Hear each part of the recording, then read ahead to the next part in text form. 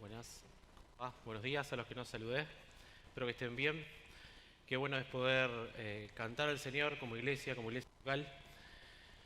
Es gratificante poder celebrar la cena del Señor como hicimos recién, recordar el Evangelio de la cruz, ¿no es cierto? Como venimos diciendo, a través de estos símbolos que nos recuerdan lo que es la cruz de Cristo, el Evangelio, de dónde nos rescató, que somos parte de una familia. Y un poco el mensaje que nos toca ver hoy tiene que ver con esto, ¿no? De recordar el pacto de Dios con nosotros en esta serie que venimos viendo cada tanto esporádicamente sobre el doble llamado de Dios. Vamos a estar viendo un poco cómo muchas veces el hombre se olvida de este llamado, ¿no? A veces nos olvidamos también como cristianos del siglo XXI cómo Dios nos ha llamado a ser parte de una nueva familia. Y si vamos a Éxodo 32, vamos a tocar un poco. Nosotros recordamos que Dios hizo un llamado a Abraham, en donde dijo que iba a multiplicar, iba a fructificar, pero no con un fin en sí mismo. La idea no es simplemente que a Abraham le vaya bien. Ustedes recuerdan que en su cultura, en su contexto, Abraham vivía en lo que es Ur de los Caldeos, lo que es Irak hoy en día, una comunidad, una cultura pagana, politeísta. Y Dios llama a Abraham en ese contexto, en donde Abraham acepta este llamado de fe. Tal vez dudando un poco, se acuerdan que al principio parecía que Abraham había dicho que sí, Dios le dijo que dejara su tierra, su parentela, pero él como que hace una respuesta media, se queda a mitad de camino, porque está con su papá, con su familia. Después de un tiempo, él sí, digamos que acepta este llamado y se va hasta donde Dios lo había dicho que vaya, le había dicho que vaya. Pero de alguna manera vemos que este llamado no quedaba ahí. La idea no es simplemente llenar de bendición a una persona que era estéril, naturalmente, ¿no? Siempre el propósito de Dios para con el hombre era hacer de bendición a las naciones. Y era lo que, evidentemente, el propósito tenía que ver con eso, de fructificar y multiplicar, para que las demás naciones y culturas puedan ver quién es Dios. De alguna manera el pueblo de Israel fue entendiendo de a poco. Sabemos que este llamado pasó de Abraham a Isaac, de Isaac a Jacob, de Jacob a los 12 hijos. Gracias a Dios hemos terminado después de 2 años de Génesis. 2 años estuvimos viendo Génesis. Y si se han perdido alguno de alguna clase, pueden verlo por YouTube. Pero sí hemos entendido que la figura de José ha quedado clara en todo este libro de Génesis. José, que ha entendido que el trabajo de él era expresar la imagen de Dios de un gobierno que se manifiesta a través del servicio. Y esto es culturalmente muy paradójico. ¿Cómo puede ser que el gobierno de Dios, donde las naciones acostumbradas a conquistar, a imponerse por sobre el más débil, vemos en la figura de José a una persona que cuando tenía la autoridad de poder aprovecharse de sus hermanos, como Israel recién comentaba, José se largó a llorar y dijo, no, Dios convirtió lo malo en bueno. Y vemos esta melodía en Génesis constante, en donde Dios lo que hace es transformar del caos, del mar, de todo lo negativo, en algo bueno, para bien, para que Dios pueda recrearse con el hombre, como fue la idea en principio en el Edén. Pero bueno, pasamos toda esta historia. Dios al final ha hecho que se multiplicaran en la tierra de Egipto. Ya arrancamos Éxodo capítulo 1, donde ya hay un montón de hijos han tenido, de descendencia. La promesa de Dios para con Abraham se ha cumplido. Pero vamos a ver un contraste donde nos muestra que pareciera que ya Israel por momentos se olvida. Israel de pronto se olvidó el pacto que tuvo Dios con Abraham y cómo Él se ha manifestado a lo largo de todo este tiempo, cómo Dios ha cuidado a su pueblo. Israel se ha estado olvidando. Y un poco la idea de esta mañana es que podamos ver cuáles pueden ser las características de esto, de olvidarnos de Dios, de olvidarnos no las características, sino podríamos decir cuáles son los motivos que muchas veces hacemos que nos desenfoquemos de la mirada de Dios y lo que produce esto en el hombre. Si vamos a Éxodo 32, y acompáñenme ahí, vamos a Éxodo 32. vamos a ver en la famosa historia del becerro de oro.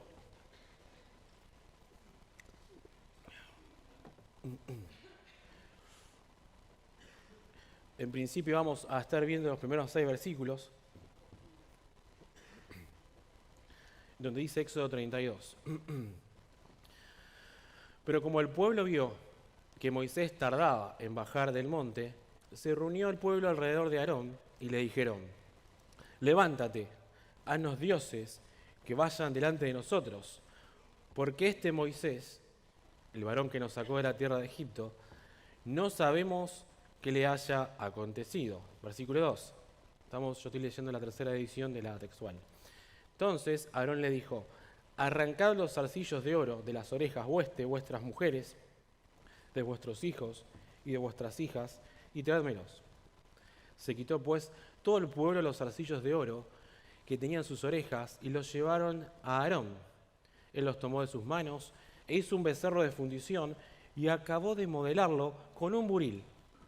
Entonces ellos exclamaron: estos son tus dioses, oh Israel, que te hicieron subir de la tierra de Egipto.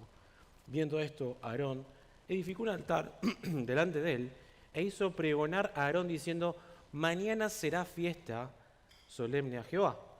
Por lo cual el día siguiente madrugaron y ofrecieron holocausto y trajeron ofrenda de paz. Después el pueblo se sentó a comer y a beber y se levantaron para divertirse. ¿Qué pasó acá? ¿Por qué el pueblo de Dios dio un vuelco? Con la excusa que vimos en el versículo 1, que dice: Moisés está en el monte, se supone que está hablando con Dios, pero no baja. Y es interesante porque en el final del versículo 1 dicen: porque este Moisés, el varón que nos sacó la tierra, ¿no? Esta manera despectiva que tiene el pueblo de Israel de olvidarse quién es, ¿no? El que lo estaba ayudando, el que fue usado por Dios para ser librado de Egipto. Pero antes de seguir con el texto acá, quisiera que veamos contrastes que el autor en Éxodo, que es Moisés, inspirado por Dios, nos quiere dejar asentado acá por escrito, ¿no? Vayamos a Éxodo 20 y veamos algunas cuestiones que nos hacen tal vez meditar en qué pasó con el pueblo de Israel. Éxodo 20, este texto es conocido porque aparecen el famoso 10 mandamientos, los 10 mandamientos, ¿no? Pero fíjense cómo arranca el versículo 1 y el versículo 2. Y habló Dios todas estas palabras diciendo: yo soy Jehová tu Dios, que te saqué de la tierra de Egipto, de la casa de esclavos. ¿Ven? Cómo Dios comienza a manifestar esta ley en donde les recuerda quién es el Dios que les habla.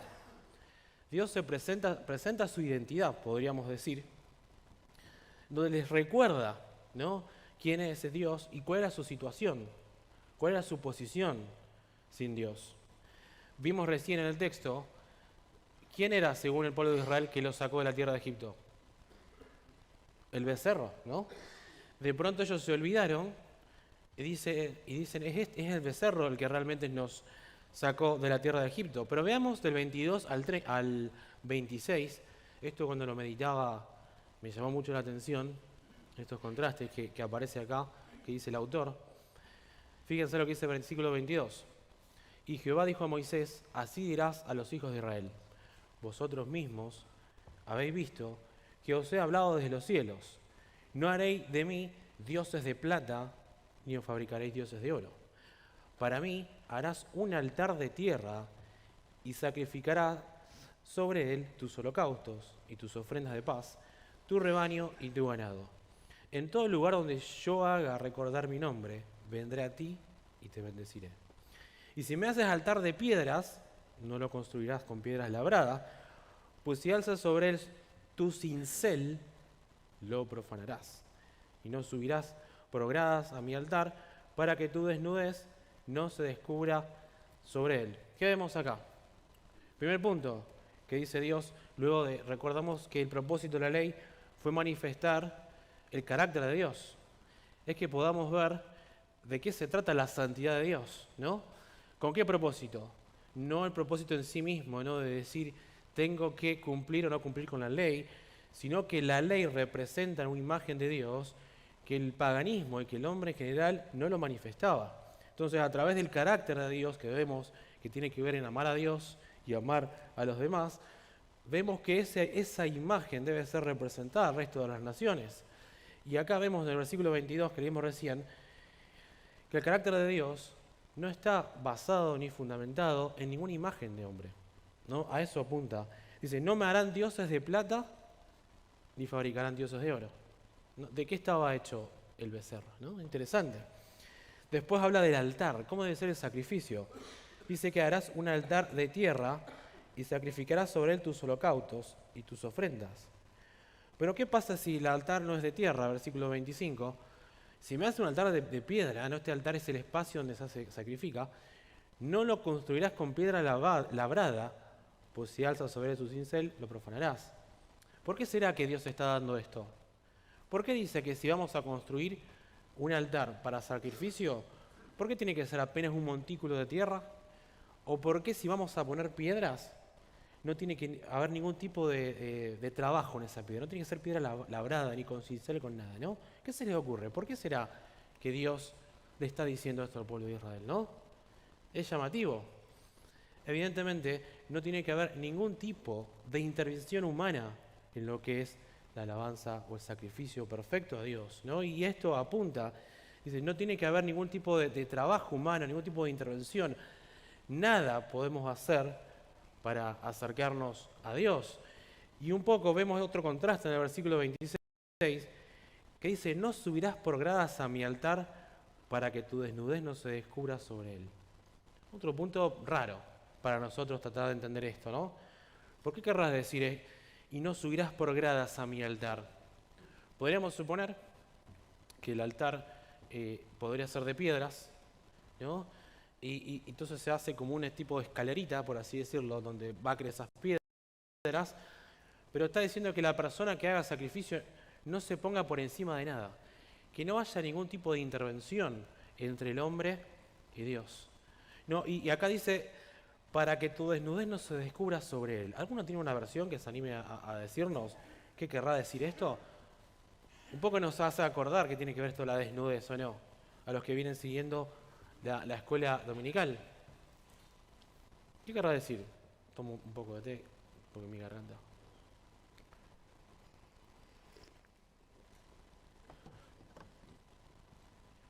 ¿Qué tiene que ver un sacrificio? ¿Qué tiene que ver un altar con descubrir la desnudez? Bueno, hay una versión, la NTV, que dice, algo, Becky creo que lo voy a tener en NTV, ¿no? Que dice como que no, no lo trajo, me dice que no trajo la NTV. Lizzy.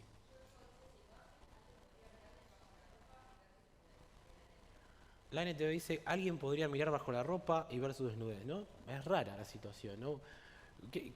¿Por qué? ¿Por qué? Nosotros sabemos que es de túnicas. Entonces puede ser por ese lado la idea de que, ojo, que no se trata de nada humano, se trata de la gloria de Dios, de su majestad, ¿no? Y entonces es algo sagrado, por así decirlo. Pero también, nosotros sabemos que lo que significa descubrir la desnudez, y lo que descubrir la desnudez para el paganismo en aquel tiempo representa algo muy distinto. ¿Ustedes se acuerdan que en las fiestas que se hacen, ¿no es cierto?, en los dioses, en los templos, los dioses, la fiesta no era simplemente lo que nosotros podemos entender hoy en día como fiesta de cumpleaños, ¿no? Que nosotros hacemos tranquilo. No, es una fiesta que está llevada al desenfreno, al descontrol. Entonces acá lo que Dios está haciendo es marcando una diferencia. O sea, el pueblo de Dios, el pueblo de Israel, marca la diferencia. No hay ese tipo de cosas. Esta es la idea. No hay ningún tipo de tallado en las piedras. Es simplemente una montañita de tierra. No hay oro, no hay plata. A eso apunta, ¿no? La diferencia. Y vemos el contraste, volviendo ahora sí con el... Vayamos mejor al 24, Éxodo 24, veamos otro punto más.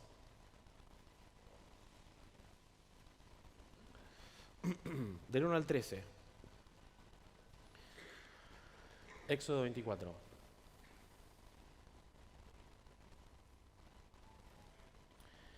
Ya para este entonces, Dios ya había expresado todo su carácter, todas las leyes ceremoniales, lo que conocemos como los 10 mandamientos, las leyes ceremoniales, que son las fiestas.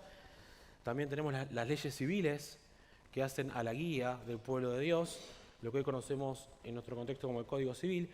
Pero ya en el 24 se sella esto a través de un pacto, que era lo que mencionábamos hoy también esta mañana. Fíjense cómo el pueblo de Israel responde a la ley de Dios y dice, listo, vamos a cumplirlo. Veamos, vamos a hablar del 1 al 13. Después dijo a Moisés, sube a Jehová, tú, con Aarón, Nadab y Abiú, y con 70 de los ancianos de Israel, y os postraréis a lo lejos. Solo Moisés se acercará a Jehová, pero ellos no se acercarán, ni el pueblo subirá con él. Y Moisés regresó y contó al pueblo todas las palabras de Jehová y todos los decretos. Y todo el pueblo respondió una voz y dijeron, cumpliremos todas las palabras que Jehová ha hablado. Entonces, para tener en contexto, recordamos que ya habían subido, Moisés estuvo delante de Dios, Dios habló con Moisés, Moisés desciende otra vez con el pueblo de Israel y les cuenta todo lo que habló con Dios. ¿Qué es lo que responde todo el pueblo de Dios, todo el pueblo de Israel? Cumpliremos todas las palabras que Jehová ha hablado. Entonces, versículo 4 dice que escribió Moisés todas las palabras de Jehová y levantándose temprano de mañana, construyó al pie del monte un altar y 2 estelas conforme a las 12 tribus de Israel. Y envió a los jóvenes de los hijos de Israel, los cuales ofrecieron holocaustos e hicieron sacrificios de becerros, ofrenda de paz a Jehová. Y Moisés tomó la mitad de la sangre y la puso en tazones, y la otra mitad de la sangre la derramó sobre el altar. Luego tomó el rollo del pacto, versículo 7, y lo proclamó a oídos del pueblo. Ellos dijeron otra vez, miren, cumpliremos, y ahora agrega otra palabra más, y obedeceremos todo lo que Jehová habló. Versículo 8, listo, entonces Moisés tomó la sangre, la roció sobre el pueblo, diciendo, he aquí la sangre del pacto que Jehová ha concertado con vosotros sobre todas estas palabras. Entonces vemos ahí este pacto cerrado, el pueblo de Israel está de acuerdo con lo que es Dios y con la labor que tiene Israel de expresar a las naciones quién es Dios, su carácter. Entonces se cierra y se sella con un pacto de sangre. Entonces el versículo 9 dice que subió con Moisés, con Aarón, Nadab, y con 70 de los ancianos de Israel, versículo 10, y vieron al Dios de Israel. Bajo sus pies había como una anchura de piedra de zafiro, semejante en pureza a los mismos cielos, y no extendió su mano contra los distinguidos de los hijos de Israel que pudieron contemplar a Dios, y después comieron y bebieron. ¿Qué hubo ahí? ¿Por qué comieron y bebieron después de este pacto? ¿Qué simboliza esto? Una fiesta, ¿no? Celebraron, dice en esa oración, dice el pastor. Una fiesta, una celebración. Entonces vemos que Israel estaba contento. Vemos que a través de este pacto de sangre que se fue sellado en este momento, Israel estaba identificado con una familia. Es parte del pueblo de Dios, parte de Abraham, de Isaac y de Jacob, de esta familia, ¿no? Y sigamos hasta el 13.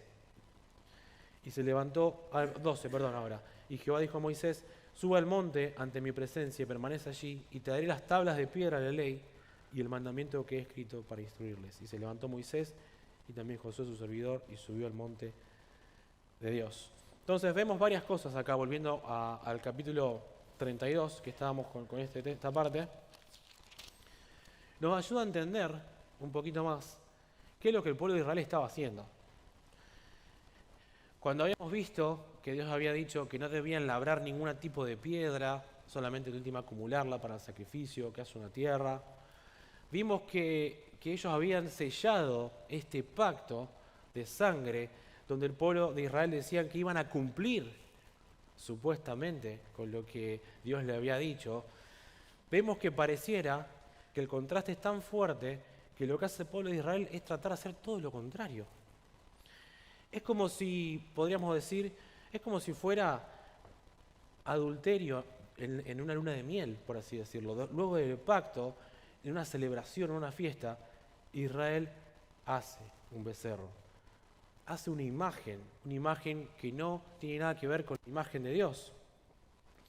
Por eso nosotros leímos en el versículo 4 al 32, en el final, que dice, estos son tus dioses, oh Israel, que te hicieron subir de la tierra de Egipto. Viendo esto, Aarón edificó un altar delante del versículo 5, hizo pregonar a Aarón diciendo, mañana será fiesta solemne a Jehová.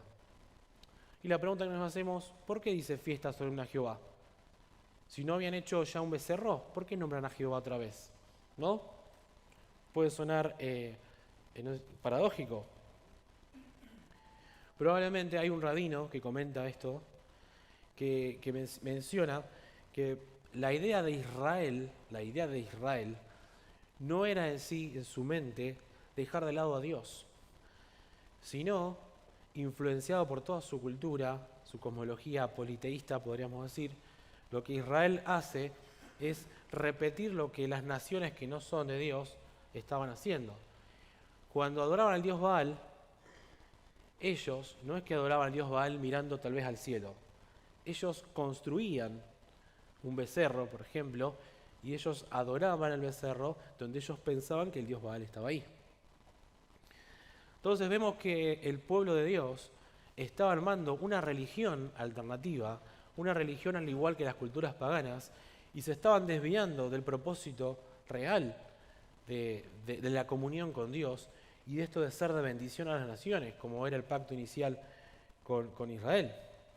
Por eso en el versículo 6 al final, vimos que el pueblo se sentó a comer, a beber y se levantaron para divertirse, dice en mi versión. Habla de diversión. Es como que hacen dos fiestas. Primero fue una fiesta después del pacto de sangre que hubo por la ley, y ahora hacen una fiesta contraria con un nuevo pacto, podríamos llamar, que hacen ellos, ¿no? ¿Cuál es la actitud de Moisés a todo esto? ¿Cuál fue la actitud del pueblo de Israel? Y la pregunta que hacíamos al principio es, ¿cómo llegó Israel a este punto? ¿Es algo normal? ¿Es algo natural? ¿Acaso nosotros, iglesia del siglo XXI, podemos desviarnos del llamado que hemos tenido de Dios en Cristo Jesús en este pacto final? ¿Somos de distraernos con lo que la cultura nos muestra, lo que la cultura nos enseña? ¿Cuál fue la figura de Moisés en todo esto? Veamos el versículo 7 al 10 de corrido. Fíjense cómo Moisés empieza a interceder. La figura de intercesor, de aquel que se pone en lugar, es muy fuerte acá. Fíjense, entonces Jehová dijo a Moisés, anda, desciende, porque tu pueblo que sacaste de la tierra de Egipto se ha corrompido. Fíjense cómo es la imagen de Dios en la charla con Moisés. ¿Dónde estaba Moisés? ¿Abajo o arriba? Ahí. Arriba, muy bien. O sea que si estaba arriba, Dios sabía lo que estaba pasando y le dice a Moisés, mira, tu pueblo se está corrompido. Pero ¿cómo tu pueblo? ¿No es el pueblo de Dios? ¿Ven? Si vamos al capítulo 4, 22, dejamos marcado acá, lo leo yo porque es un solo versículo, Éxodo 4, 22, mire cómo trata Dios a al pueblo de Israel. Y dirás a Faraón, así ha dicho Jehová, Israel es mi hijo, mi primogénito, y te digo, versículo 23, deja ir a mi hijo para que me sirva, pero tú rehusarás dejarlo ir. Y aquí yo voy a matar a tu hijo, tu primogénito, ¿no? Esta es una de las plagas. Fíjense cómo trata Dios al pueblo de Israel como su hijo, como su primogénito, como propio. Ahora vemos en esta conversación donde están Abraham con Dios, que le dice, tu pueblo que sacaste de la tierra de Egipto. ¿Qué está pasando acá? Hay una tensión en esta historia. Fíjense lo que le sigue diciendo, 8. Pronto se han apartado del camino que yo les ordené, se han hecho un becerro de fundición, se han postrado ante él y le han ofrecido sacrificios. Han dicho, estos son tus dioses, oh Israel, que te sacaron de la tierra de Egipto. ¿Ven el contraste? Es demasiado. Dios le está diciendo a Moisés, están haciendo exactamente todo lo contrario a lo que acabamos de hablar. Es muy fuerte la historia, cómo se está llevando esto. Versículo 9.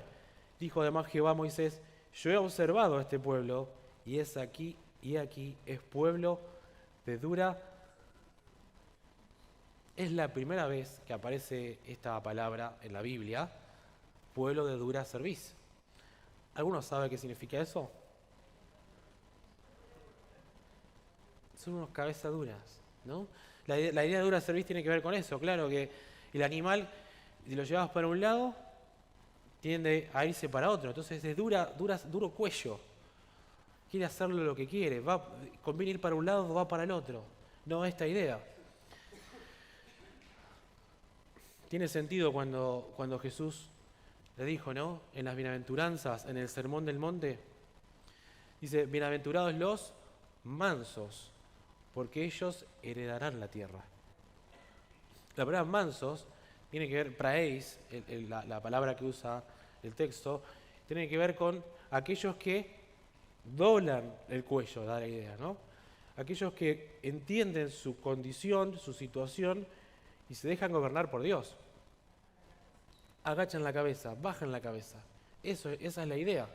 Entonces, acá está diciendo, este pueblo no reconoce el gobierno de Dios, no reconoce lo que le conviene. ¿Ellos pueden o no pueden tener la tierra por heredad?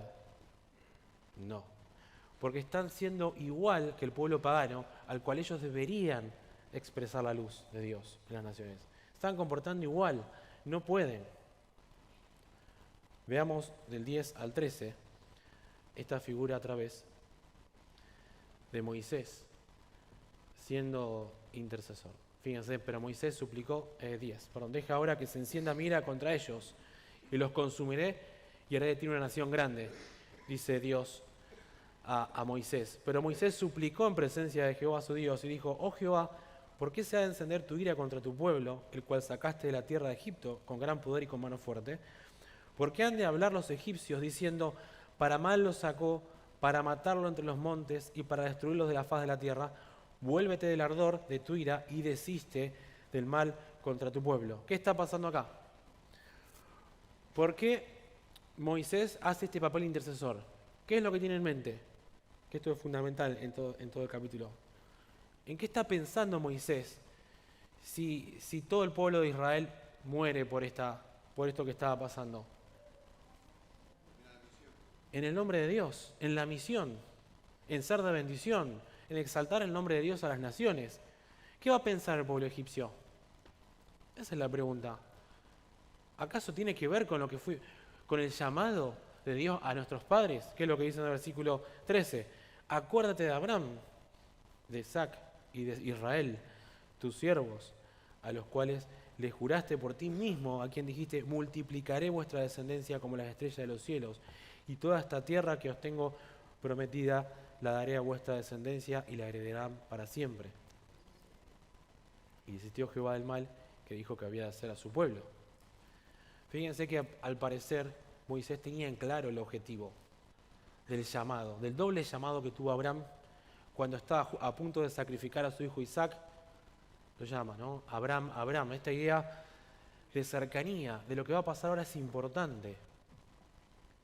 Y Dios, con su gracia y su misericordia, va ahí cuidando, ¿no? Vayamos del 15 al 25, rápido, de corrido. Y Moisés se volvió y descendió al monte, llevando en su mano las 2 tablas del testimonio. Tablas escritas por ambos lados, escritas por un lado y por el otro. Y las tablas eran obra de Dios, y la escritura era escritura de Dios grabada sobre las tablas. Y cuando Josué oyó la voz del pueblo en su clamor, dijo a Moisés, voz de guerra en el campamento. Pero él dijo, no es voz de grito de victoria, ni voz de clamor de derrota. Estoy oyendo voces de canto. Ya vemos que el ambiente es otro. Antes la conversación que leíamos recién en el monte, Dios con Moisés, ahora está bajando y él está escuchando que hay una fiesta, hay una celebración. Y no era muy parecida a la fiesta que se había visto recién con el pacto de Dios con el pueblo de Israel. Esta es otra clase de fiesta. Una versión dicen embriaguez, ¿no? Estas voces que dicen acá. Es todo lo que eso lleva, ¿no? Versículo 19. Y aconteció que cuando se acercó al campamento, observó al becerro y las danzas, y se encendió el aire de Moisés, y arrojando las tablas en sus manos, las rompió al pie del monte. Luego tomó el becerro que habían hecho, lo quemó en el fuego y lo molió hasta reducirlo a polvo, el cual apareció sobre la superficie de las aguas, y lo hizo beber a los hijos de Israel. Y dijo Moisés a Aarón, fíjense cómo se hace cargo o no se hace cargo Aarón. ¿Qué te ha hecho este pueblo que has traído sobre el gran pecado? Aarón responde, no se encienda la ira de mi Señor, tú mismo conoces a este pueblo que es propenso al mal. Lo diría con ironía esto. 23. Ellos pues me dijeron, haznos dioses que vayan delante de nosotros, pues este Moisés, el varón que nos hizo subir de la tierra de Egipto, no sabemos qué le haya acontecido. Y les dije, el que tenga oro, que se lo arranque. Me lo dieron, lo echó al fuego y salió este becerro, por arte de magia. No tuvo nada que ver. Si nosotros recordamos al principio de este capítulo, ¿quién fue el que elaboró? ¿Quién fue el que accionó de buscar los aritos de oro? ¿Quién fue el que usó el buril para trabajar el becerro de oro? Aarón. Y acá vemos a Aarón diciendo, es tu pueblo, vos sabés cómo es tu pueblo. Tiramos los aritos al fuego y salió el becerro, ¿no? Entonces vemos una y otra vez cómo esto se va gestando. Vemos que el pueblo de Israel algo pasó, se distrajo. ¿Qué fue lo que sucedió para llegar a esto? De una celebración del pacto de sangre de Dios, ahora se ha olvidado. Y si vemos en el capítulo 33, leamos del 12 al 16, vemos cómo Moisés sigue trabajando y sigue cumpliendo el rol. 33, sí, del 12 al 16.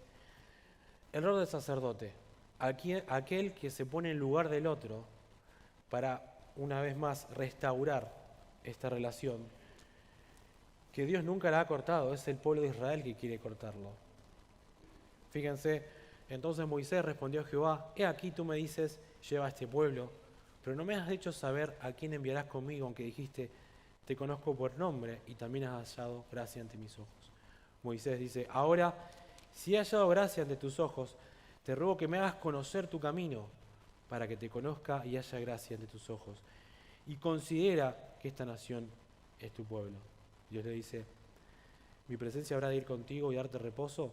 Si tu presencia no ha de ir, no nos hagas subir de aquí. Pues el que podrá ahora conocerse que yo y tu pueblo, fíjense Moisés volviendo a restaurar esto, es tu pueblo. Dios le había dicho a Moisés, tu pueblo, pero acá Moisés, es tu pueblo. Dice, ¿en qué podrá ahora conocerse que yo y tu pueblo hemos hallado gracia ante tus ojos? ¿No es acaso en que tú vayas con nosotros, más que yo y tu pueblo otra vez seamos distinguidos de todos los pueblos que hay sobre la faz de la tierra? Ven otra vez el propósito de Moisés, es que haya una distinción del pueblo de Israel al resto de las naciones. 17, Jehová dijo a Moisés, también cumpliré esta palabra que has hablado, por cuanto has hallado gracia ante mis ojos, y yo te he conocido por nombre. Entonces él dijo, te ruego que me permitas ver tu gloria. Vayamos al 34, leamos del 5 al 11, y ya vamos terminando con la idea. 34 del 5 al 11, dice, Jehová descendió en la nube y estuvo allí con él, e invocó el nombre de Jehová. Pasó pues Jehová por delante de él, proclamando, Jehová, Jehová, Dios misericordioso y clemente, lento para la ira y grande misericordia y verdad, que guarda la misericordia a millares, que carga con la iniquidad, la transgresión y el pecado, pero de ningún modo justifica al culpable, que visita la maldad de los padres sobre los hijos y sobre los hijos de los hijos, hasta la tercera y cuarta generación. Entonces Moisés, ¿qué hace? Se apresuró, inclinándose a tierra, se postró diciendo, si ahora he hallado gracia ante tus ojos, oh Señor mío, te ruego, mi Señor, que, aunque somos pueblo de dura cerviz, otra vez, vayas en medio de nosotros, perdones nuestra iniquidad y nuestro pecado, y no temas, no tomes por posesión tuya. Y él aquí respondió, fíjese lo que hace Dios, yo renuevo el pacto ante todo tu pueblo, haré maravillas cuales nunca se han hecho en toda la tierra ni en ninguna nación.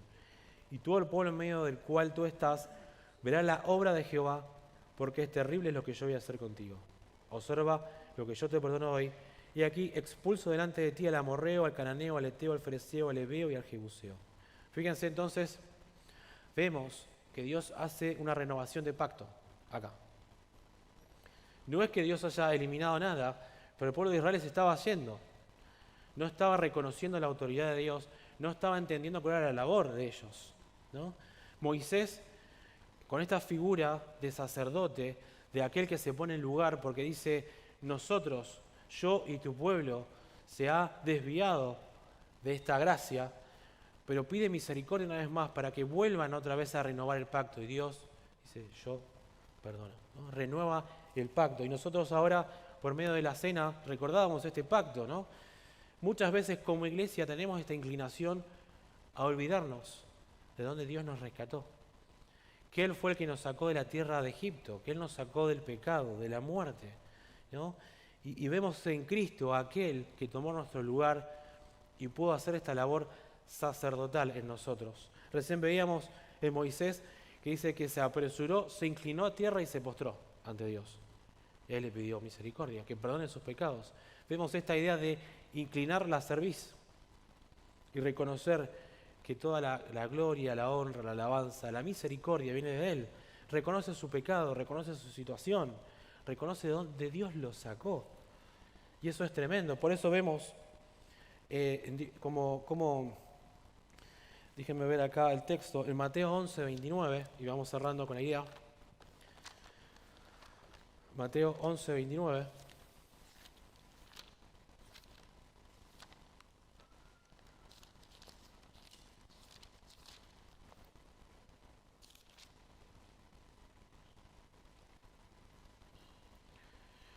¿Cómo puede que una persona halle descanso en Dios?